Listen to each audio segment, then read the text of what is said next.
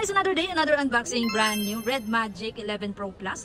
Ano na to siya, 1 terabyte na yung napili ni sir. So ito yung may mga cooling liquid sa likod. Sir, sige sir, unbox mo na yan. So dapat mag 11 Pro si sir, pero naisip niya na, ayun nga, yung 11 Pro series natin is hindi visible yung kanyang yung liquid cooling niya. At sa gilid siya.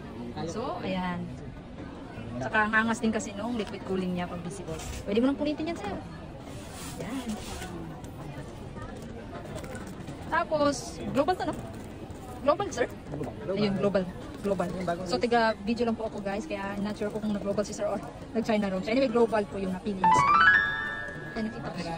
Okay, so, naghahanap ng gaming phone ng Red Magic, meron na po tayong global version. Actually, pangalawang mention ko na ito. Pero anyways, meron na po tayo. Ayan, ito talaga yung pinakamaangas na gaming phone so far.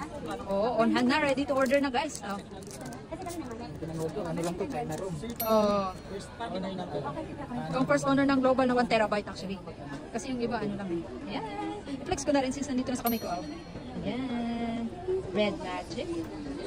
Ayan, ang maganda dito is naka-global na siya. So, same na same ng box yung global natin tsaka yung China room. Malalaman natin pag ano natin. Then anyway sir, saan mo nakita yung shop namin sir? TTM na. So, ay, biglang na ganun si sir. Sir, thank you so much po sir ha. Thank you.